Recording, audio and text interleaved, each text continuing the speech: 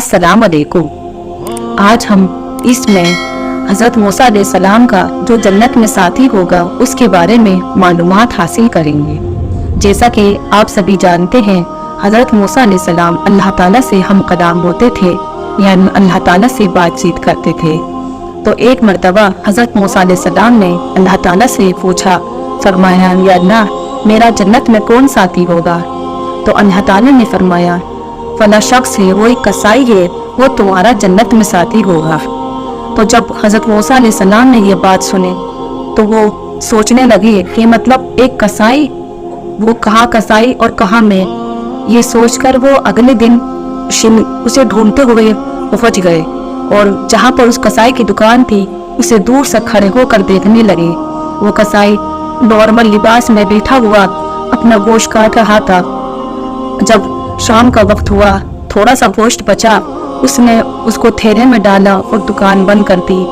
फिर आप हज़रत मूसा अलैहिस्सलाम उसके पीछे पीछे चल दिए। जब उस कसाई का घर आया तो हज़रत मूसा अलैहिस्सलाम ने उस कसाई से इजाज़त मांगी और उसके घर में दाखिल हो गए। जब आप खड़े रहे और वो कसाई आगे जाकर उसने गोश्त का टुकड़ा निकाला, उसे काटा और एक हांडी में पकाने रख दिया और दूसरी तरफ आटा निकाल कर आटा गूंदना शुरू किया। जब हांडी और रोटी दोनों बन गई, उसे प्लेट में निकाला।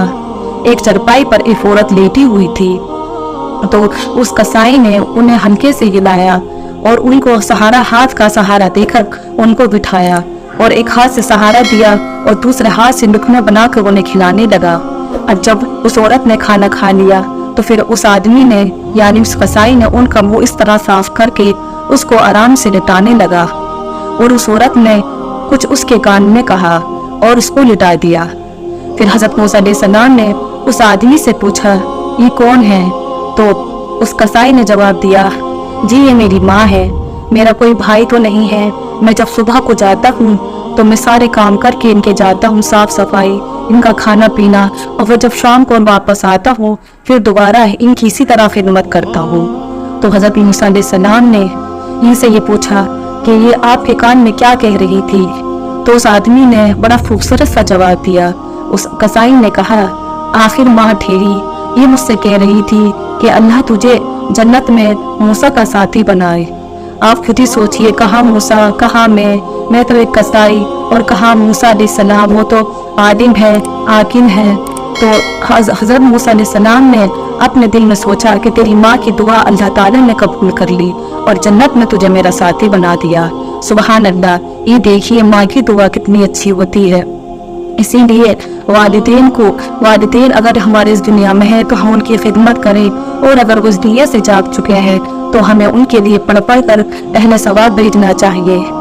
आप सल्लल्लाहु अलैहि वसल्लम ने फरमाया, काश कि मेरी माँ जिंदा होती और इशा का वक्त होता और मैं नमाज के लिए खड़ा हो जाता और अलहम शरीफ की तिलावत करता और घर से मेरी माँ की आवाज़ मुझे आती और वो कहती, मोहम्मद, तो मैं अपनी नमाज की नियत तोड़कर उनके पास भागा चला जाता।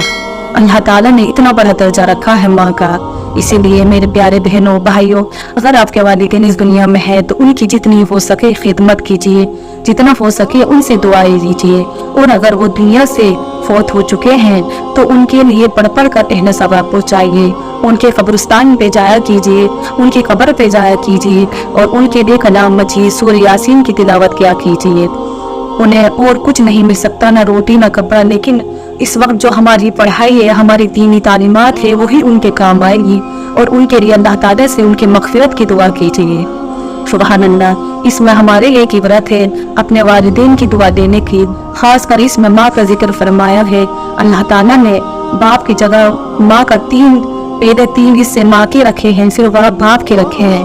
अल्लाह ताला ने माँ के पैरों में जन्नत है। अगर बाप जन्नत का दरवाज़ा है तो माँ पूरी जन्नत है। इसीलिए अल्लाह ताला से अपने वालिदैन के हक में दुआ करते रहा कीजिए, उनकी खिदमत करते रहा कीजिए। अगर वो आपको कुछ बुरा भला बोल दे तो कोई बात नहीं, वो इस उम्र में आकर इंसान ऐसा हो जाता है, इसलिए उनकी बातों का पूरा न मनाया कीजिए और उनकी इज्जत किया कीजिए। अगर आपको ये वीडियो अच्छी लगी हो तो आप इसको लाइक और शेयर कीजिए और सब्सक्राइब भी कीजिए। जज़ाकल्लाहु खैर।